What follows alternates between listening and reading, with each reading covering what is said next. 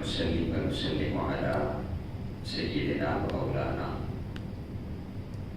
محمد النبي الكريم الأمين المتين الرؤوف الرحيم.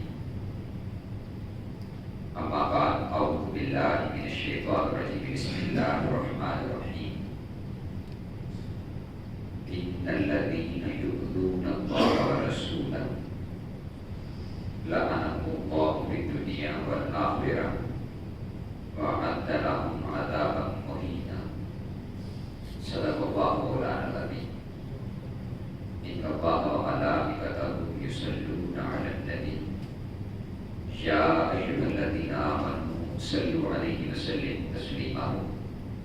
اللهم صل على سيدنا ومولانا محمد النبي الأمي وعلى آله وسلم تسليما.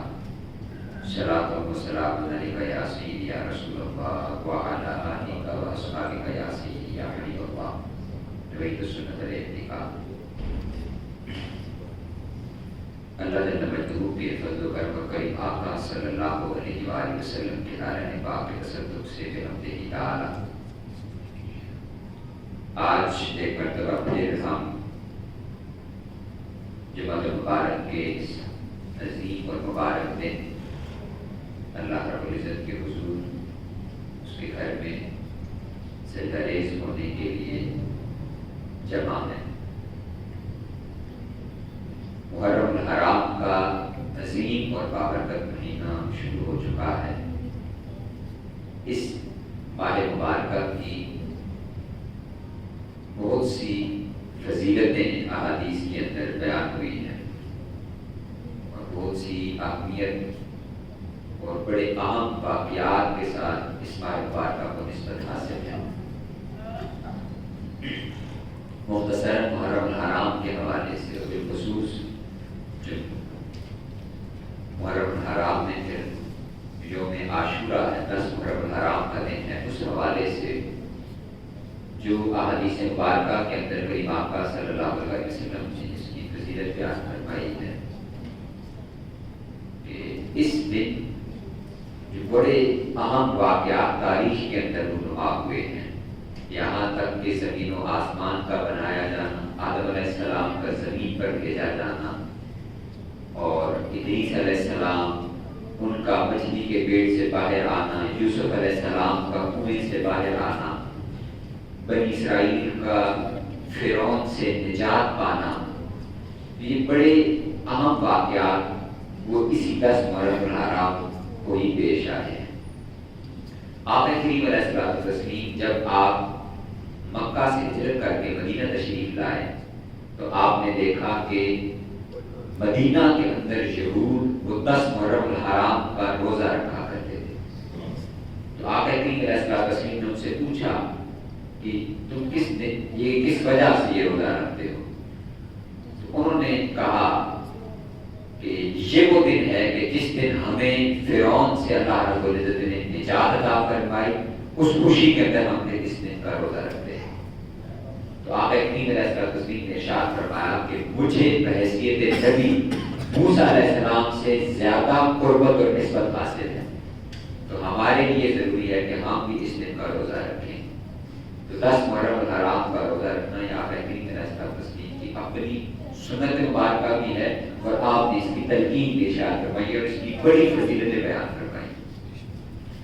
اور پھر یہود سے اختلاف کی بنیاد پر آپ نے اس کو فرمایا کہ ان سے مختلف کرنے کے لیے اس کو چاہیے کہ پھر ساتھ میں 9 محرم کا روزہ ملا لیا جائے، یعنی مسلمان پھر 9 اور 10 محرم 2 دن کے روزے رکھتے ہیں، جس کو پھر یوم عاشورہ کا روزہ ہم کہتے ہیں.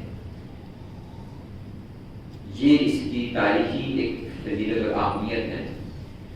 پھر تاریخ کے اندر ایک واقعہ ایسا ہے کہ جو محرم الحرام کی پھر پہچان بن گیا ہے. اب محرم الحرام کا ماہ مبارک جب بھی آتا ہے تو وہ اور کوئی بات ہمیں یاد ہو یا نہ ہو اور کوئی اور شے ہمارے ذہن میں آئے یا نہ آئے، لیکن وہ واقعہ ہمارے ذہنوں میں ضرور آ جاتا ہے. وہ خود بخود وہ ہماری آنکھوں کے سامنے آ جاتا ہے، ہمارے ذہن کے اندر، ہماری یادداشت کے اندر وہ آ جاتا ہے. اور وہ واقعہ سانحہ کربلا ہے۔ آقا کریم علیہ السلام کے سب سے محبوب اور پیارے شہزادے سیدنا امام حسین علیہ السلام اور آپ کے اصحاب اور خانوادہ نبوت نے ایک بڑی عظیم قربانی وہ اس دن کو پیش کی۔ یہ صرف ایک ایسے تاریخی واقعہ نہیں ہے، اس کو محض ایک تاریخی واقعہ کے طور پر لیا جائے، اور یہ ایک ایسا سانحہ بھی نہیں ہے کہ ظلم و ستم کی ایک داستان ہے تو بطور داستان اور بطور قصہ اس کو سن لیا جائے اور بیان کر دیا جائے۔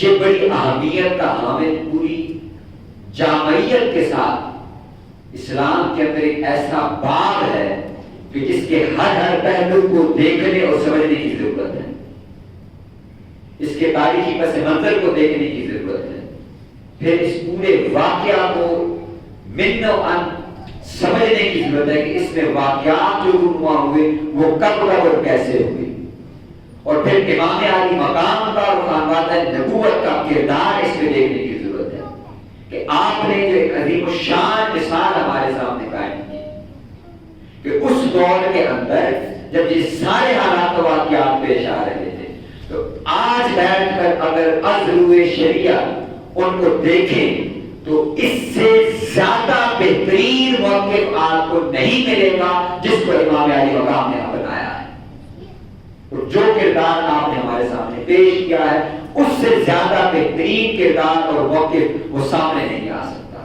تو انسان کہنے پر مجبور ہو سکتا ہے کہ یہی بہترین شے تھی اور یہی بہترین عمل تھا اور کام تھا جو آپ نے فرمایا ہے۔ پھر آپ کا کردار ہے اس کے اندر، آپ کی اسٹریٹجیز ہیں، حکمت عملی ہے، ایک اسٹیپ آپ کا دیکھنے سے تعلق رکھتا ہے۔ آج کی اس نشست کے اندر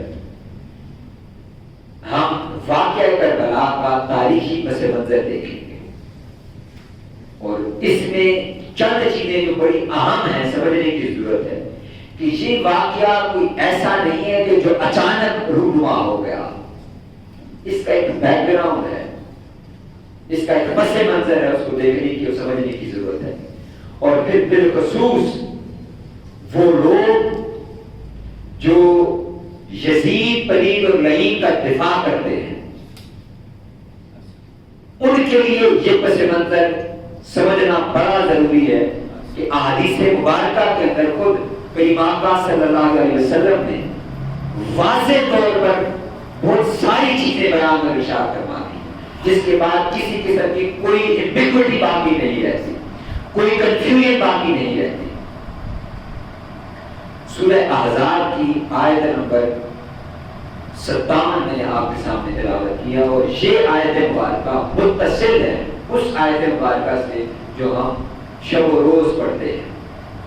کون سی بلا؟ ان اللہ و ملائکتہ یصلون علی النبی یا ایھا الذین آمنوا صلوا علیہ وسلموا تسلیما۔ یہ سورہ احزاب کی آیت نمبر 56 ہے۔ اس آیت مبارکہ کے متصل اگلی آیت مبارکہ ان الذین یؤمنون اللہ ورسولہ، اللہ رب العزت نے ارشاد فرمایا کہ بے شک وہ لوگ جو اللہ اور اس کے رسول صلی اللہ علیہ وسلم کو ایذا پہنچاتے ہیں، تکلیف دیتے ہیں، لعنہم اللہ فی الدنیا والآخرہ، کہ دنیا اور آخرت میں ان پر اللہ رب العزت کی لعنت ہے، وَأَعَدَّ لَهُمْ عَذَابًا مُهِينًا، اور ان لوگوں کے لیے ذلت کا عذاب تیار کیا گیا۔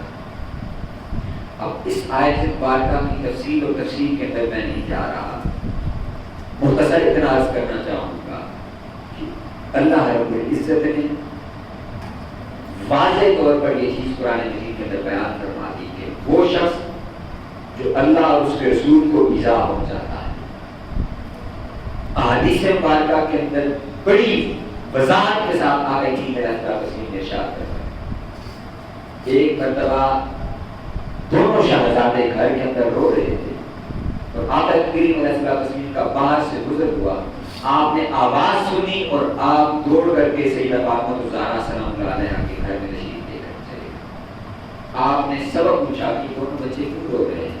اسی جب فاطمہ زہرا نے وہ سبب بیان کروایا تو آپ نے فرمایا کہ اے فاطمہ خیال کیا کرو ان دونوں کی تکلیف وہ مجھے تکلیف دیتی ہے، ان کا رونا وہ مجھے تکلیف دیتا ہے.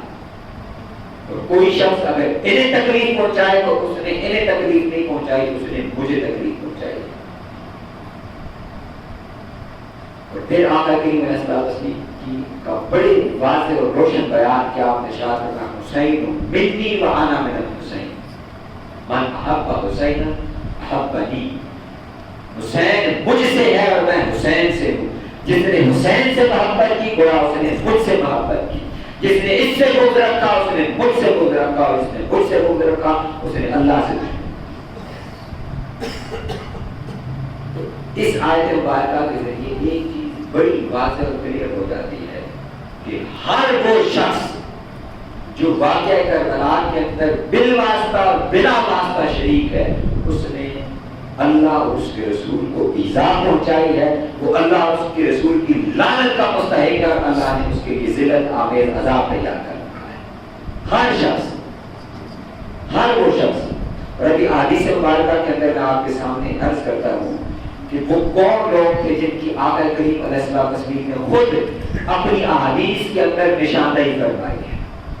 حضرت سیدنا ابو ہریرہ رضی اللہ تعالی عنہ، یہ بخاری شریف کی حدیث ہے، آقا کریم علیہ السلام سے مروی ہے. حضرت ہریرہ رضی اللہ تعالی عنہ آپ اس کو روایت فرماتے ہیں، اور یہ کثرت کے ساتھ یہی روایت حضرت سیدنا ابو ہریرہ رضی اللہ تعالی عنہ نے روایت فرمائی ہے. آپ فرماتے ہیں کہ کان حفظت برسول اللہ صلی اللہ علیہ وسلم بیاعین، میں نے آقا کریم علیہ السلام سے دو طرح کے پھیلے لیے یا دو طرح کا علم لیا ہے. فَأَمَّا أَحَدُهُمَا فَبَثَثْتُهُ، ان میں سے ایک وہ ہے جو میں تمہارے سامنے بیان کرتا ہوں، جس کا اظہار کرتا ہوں. وَأَمَّا الْآخِرُ، جو دوسرا ہے فَلَوْ بَثَثْتُ قُطِعَ هَذَا الْبُلْعُونَ، اگر میں اس کو تمہارے سامنے بیان کر دوں تو یہ میرا حلق، یہ میرا سر اتار دیا جائے. پھر دوسری کئی احادیث ہیں سیدنا ابو ہریرہ رضی اللہ تعالیٰ عنہ کثرت کے ساتھ یہ بیان فرمایا کرتے تھے. فرمایا کہ مجھے آقا کریم علیہ السلام سے دو طرح کا علم ملا. اس کی حدیث مبارکہ کی شرح کے اندر جملہ شارحین بخاری نے لکھا ہے کہ جب حضرت سیدنا ابو ہریرہ یہ بیان فرماتے ہیں تو اس سے کیا مراد ہے. اس کو پھر دوسری کئی احادیث کے ساتھ تقریر کی جاتی ہے. ان میں سے ایک یہ ہے، وہ فرماتے ہیں کہ اس سے ان کی مراد یہ ہے کہ میں نے آقا کریم علیہ السلام سے جو دو طرح کا علم لیا ہے ان میں سے ایک وہ قرآن سنت کا علم ہے، وہ سنت کا علم ہے، وہ شریعت کا علم ہے جو انہوں نے حضور سے لیا کہ یہ دین کے طریقے کیا ہیں، ان کو سیکھا.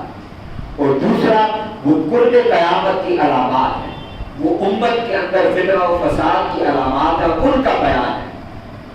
ان میں سے جو پہلا فساد اس امت کے اندر پھیلا ہے، جس کے بارے میں آقا کریم علیہ السلام نے ارشاد فرمایا فساد امتی فساد ھذا الدین علی یدی اغیلمت صفحاء من قریش، کہ میرے اس دین کے اندر فساد اور بربادی وہ قریش کے کم عمر لڑکوں کی وجہ سے ہوگی اور قریش کے بے وقوف لڑکوں کے ذریعے ہوگی.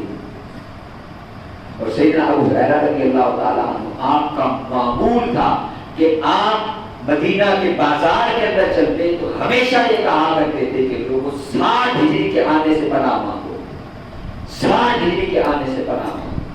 اور یہ روایت جو بیان کروائی کہ فساد ھذا الدین علی یدی اغیلمت صفحاء من قریش، کہ میری دین کا فساد وہ قریش کے چند نوجوان اور بے وقوف لوگوں کی وجہ سے ہے. آپ بیان فرمایا کرتے اور شہادت فرمایا کرتے، فرماتے کہ اگر میں چاہوں تو میں ان لوگوں کے نام بتا سکتا ہوں کہ وہ فلاں فلاں کے بیٹے ہیں. یعنی آقا کریم علیہ السلام نے بڑی وضاحت کے ساتھ ان کو بتا دیا تھا کہ یہ جو فساد پھیلنے والے ہیں امت کے اندر، یہ کب تک آنے والے ہیں اور ان کا منجم کون لوگ بننے والے ہیں. آقا کریم نے نام بھی بتا دیے. وہ حدیث مبارکہ میں آگے آ کر میں کرتا ہوں، اس کو عرض کرتا ہوں. پھر حضرت ابو ہریرہ رضی اللہ تعالیٰ عنہ فرماتے ہیں کہ آقا کریم علیہ السلام نے فرمایا کہ اعوذ باللہ من رأس الدین و امارت الصبیان، کہ میں 60 ہجری کے آنے سے پناہ مانگتا ہوں اور میں نوجوانوں اور لوڈوں کی حکومت سے پناہ مانگتا ہوں۔ حضرت مولا علی کرم اللہ کریم جنگ صفین سے آپ واپس آ رہے تھے، تو آپ کی یہ جنگ حضرت امیر معاویہ رضی اللہ تعالیٰ عنہ سے ہوئی، لیکن جب اس جنگ سے آپ واپس آ رہے تھے تو آپ نے بڑا تاریخی جملہ ارشاد فرمایا۔ آپ نے ارشاد فرمایا کہ اے لوگوں، حضرت امیر معاویہ کو برا بھلا نہ کہا کرو اور ان کی موجودگی کو اپنے اندر غنیمت جانو، کہ جب یہ نہیں رہیں گے تو تمہارے سر تمہارے کندھوں کے اوپر اچھل رہے ہوں گے۔ یعنی معنی یہ تھا کہ جب یہ نہیں رہیں گے تو اس کے بعد ایسے لوگ حکومت کریں گے جو تمہارا لحاظ نہیں کریں گے، بلکہ تمہارے سر تمہارے تن سے جدا کر دیں گے۔ پھر آقا کریم علیہ الصلوۃ والسلام نے خود ارشاد فرمایا، آپ نے ارشاد فرمایا کہ میری سنت اور میری امت یہ عدل پر قائم رہے گی، یہ عدل پر قائم رہے گی یہاں تک کہ 60 ہجری آئے گا اور پھر یہ لوڈوں کی اور نوجوانوں کی حکومت آئے گی جو میری سنت کو تبدیل کریں گے اور عدل کو تبدیل کریں گے۔ پھر آقا کریم علیہ السلام نے ایک اور حدیث مبارکہ میں ارشاد فرمایا کہ یہ میری امت ہے، اس کے اندر کی خلافت یہ عدل کے ساتھ قائم رہے گی۔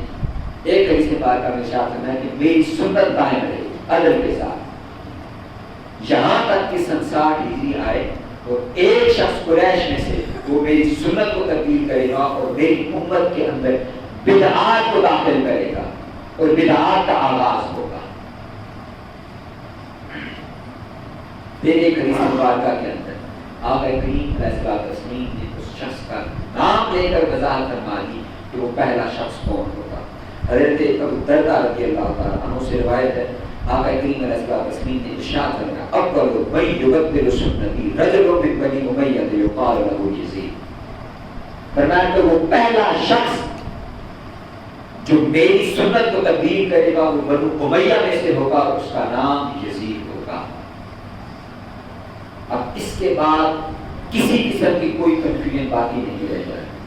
یہ سیاستہ کے اندر بخاری مسلم کے اندر احادیث موجود ہیں، حضرت ابو ہریرہ رضی اللہ تعالیٰ عنہ بلکہ امام بخاری نے باقاعدہ باب باندھا ہے کہ 60 ہجری سے پناہ مانگنے کا حکم، تو صحابہ کرام اور بالخصوص حضرت ابو ہریرہ رضی اللہ تعالیٰ عنہ وہ 60 ہجری سے پناہ مانگا کرتے تھے، اور حضرت ابو ہریرہ رضی اللہ تعالیٰ عنہ کی یہ دعا یہاں تک قبول ہوئی کہ 60 ہجری کے سے 1 سال پہلے حضرت ابو ہریرہ کا وصال ہو گیا، آپ وفات پا گئے، آپ اس دنیا سے ڈریپ فرمائے، اور آپ بازار میں چلا کرتے تو اونچا اونچا بولا کرتے تھے کہ لوگوں 60 ہجری کے آنے سے پناہ مانگو، 60 ہجری کے آنے سے پناہ مانگو، یہاں تک کہ قریش کے لوٹے حکمران بن جائیں، اور پھر وہ ارشاد فرمایا کرتے کہ میں چاہوں تو میں تمہیں ان کے نام بتا دوں کہ وہ فلاں ہیں، وہ فلاں ہیں، وہ فلاں ہیں۔ اس کے بعد دیگر صحابہ کرام ارشاد فرماتے ہیں جو 60 ہجری تک جن کی حیات رہی تو وہ فرماتے کہ جب حضرت ابو ہریرہ کا وصال ہو گیا اور یزید حکمران بنا تو ہمیں یہ بات ابو ہریرہ کی سمجھ آ گئی کہ گویا وہ یزید سے پناہ مانگا کرتے، اور وہ پہلا شخص جس کی نشاندہی کی گئی احادیث کے اندر کہ وہ قریش کے لونڈے حکمران بنیں گے اور میری امت کے اندر تباہی اور بربادی کا سبب بنیں گے، تو وہ پہلا شخص کون ہوگا؟ وہ پہلا شخص یزید ہوگا۔ تو یزید اس قرآن کی آیت مبارکہ کے اندر اور ان احادیث کی روشنی کے اندر وہ مستحق لعنت شخص ہے۔ ہمارے ہاں امت کے اندر ایک عجیب فتنہ پیدا ہوا ہے کہ کچھ لوگ جو اس کا دفاع کرنے کی کوشش کرتے ہیں۔ یہ جو واقعہ ہے یہ میں نے عرض کی کہ یہ ایسے اچانک رونما ہونے والا واقعہ نہیں ہے کہ اچانک واقعہ کربلا رونما ہو گیا اور ہم بھی بعد محرم آئے تو ایک رسم کے طور پر اس ثانیہ کو بیان کریں۔ یہ تاریخ کا ایسا باب ہے، میں نے ابھی گفتگو کے آغاز کے اندر یہ بات کی کہ اس کے ہر پہلو کو دیکھنے کی ضرورت ہے، ہر پہلو۔ امام علی مقام کے کردار کو دیکھنے کی ضرورت ہے، یزید کے کردار کو دیکھنے کی ضرورت ہے، یزید کے حواریوں کے کردار کو دیکھنے کی ضرورت ہے۔ اب میں دوسری احادیث کی طرف بھی آنا چاہوں گا کہ جس کے اندر آقا کریم علیہ السلام نے امام علی مقام کی شہادت کی نشاندہی کرنا، اور پھر بالخصوص وہ لوگ جو یزید کے اس دور کے اندر حواری بنے وہ لوگ کون تھے اور ان کی عمریں کیا تھی، وہ لوگ کون تھے۔ ایک بات ذہن نشین رکھیں کہ یہ بنو امیہ اور بنو ہاشم کی ایک مخاصمت تھی، آپس کی ایک دشمنی تھی جو آقا کریم علیہ السلام کی بعثت سے بھی پہلے چلی آ رہی ہے۔ عبد المناف کے دو بیٹے ہیں، ایک کا نام ہاشم ہے اور ایک کا نام عبد الشمس ہے۔ عبد الشمس کو ہی پھر امیہ بھی کہتے ہیں۔ ان دونوں کی آپس میں ایک چکرش کہہ لیں وہ چلتی آ رہی تھی۔ اس کی وجہ یہ تھی کہ دونوں خاندان متوکل بھی تھے، دونوں خاندان، لیکن جو بنی ہاشم تھے، جو ہاشم کی اولاد حضرت ہاشم ہے اور جو ان کی اولاد ہے، ان کو کعبے کی یہ کعبے کے متولی تھے یہ لوگ، اور یہ عبادت گزار تھے اور یہ توحیدی تھے، یہ مشرک نہیں تھے، جبکہ عبد الشمس کی جو اولاد ہے وہ ساری مشرک ہے۔ بنو امیہ ساری، حضرت ابو سفیان جب تک وہ ایمان نہیں لائے یہ سارے مشرک تھے۔ اور اب بنی شمس کو اگر آپ بنی ہاشم کو آپ دیکھیں تو وہ توحیدی تھے، انہوں نے شرک نہیں کیا، وہ بتوں کی عبادت نہیں کرتے تھے۔ تو ان کو ایک دل میں یہ خیال آتا تھا کہ ایک تو یہ پیسے والے بھی ہیں اور اوپر سے کعبے کی طوالت ہونے کی وجہ سے، متولی ہونے کی وجہ سے ان کو پورے عرب کے اندر بڑی عزت کی نگاہ سے دیکھا جاتا ہے۔ تو یہ بات ان سے ہضم نہیں ہوتی تھی، یہ مخاصمت یہ چلتی آئی پھر آقا کریم علیہ السلام کی بعثت ہوئی۔ اب ان لوگوں کو ان میں سے آپ ان کے حالات اور واقعات پڑھیں، وہ آقا کریم علیہ السلام کو حق جان کر بھی، حضور کو حق جان کر بھی ایمان نہیں لاتے تھے، صرف اپنی اس مخاصمت کی وجہ سے، اس دشمنی کی وجہ سے۔ پھر بعد ازاں فتح مکہ ہوا، سارے لوگ مسلمان اسلام کی داخل ہوئے۔ آقا کریم علیہ السلام کی بڑی صراحت کے ساتھ احادیث موجود ہے۔ آپ غزوہ حنین سے واپس آئے اور طائف میں قیام کے موقع آقا کریم علیہ السلام نے 100 لدے ہوئے اونٹ مکہ والوں کو دیے، مکہ والوں کو دیے۔ جب انصار مہاجرین نے کہا کہ یا رسول اللہ 10 سال آپ کے ساتھ ہم نے گزارے، جنگیں ہم نے لڑی، جانیں ہم نے دی، مال ہم نے خرچ کیا، آج جب انسان طاقتور ہو رہا ہے تو آپ نے 100 اونٹ ان کو دے دیے۔ اس موقع پر آقا کریم علیہ السلام نے ارشاد فرمایا کہ یہ لوگ اسلام کے ظاہری دبدبہ کی وجہ سے اسلام میں داخل ہوئے ہیں، میں چاہتا ہوں کہ ایمان ان کے دلوں کے اندر داخل ہو جائے۔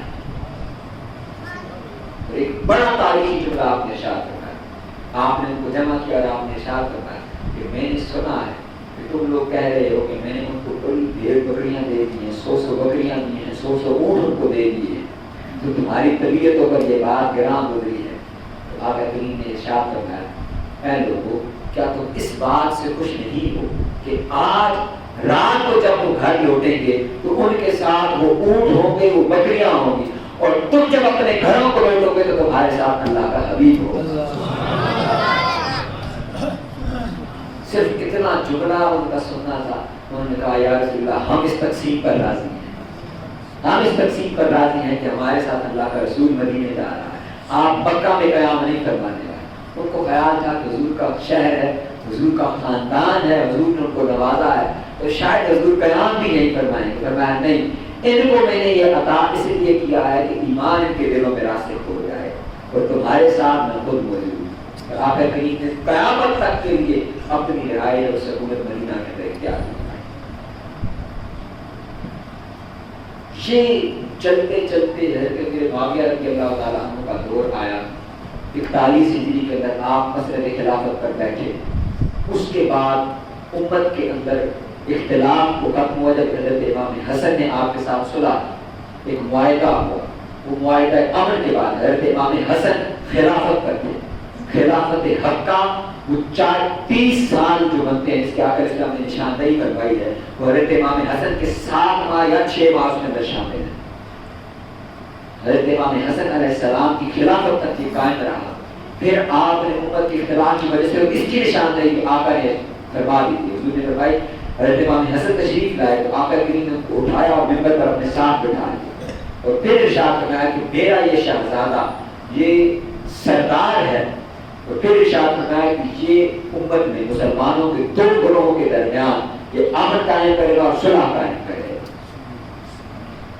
میری امت کے اندر امن میرے شہزادے کی وجہ سے ہوا۔ بڑا عظیم و شان لشکر آپ کے ساتھ موجود تھا، 40,000 کا، وہ لے کر کے آپ دمشق کے دروازے پر موجود تھے، لیکن باوجود اس کے آپ نے جنگ نہیں کی۔ آپ کے پیش نظر کچھ اور تھا، آپ دیکھ رہے تھے کہ پہلے جنگ صفین اور جنگ جمل کے اندر بھی بڑے صحابہ کرام رضوان اللہ کی شہادتیں ہو چکی ہیں، صحابہ کرام اور بڑے اجل تابعین کی شہادتیں ہو چکی ہیں۔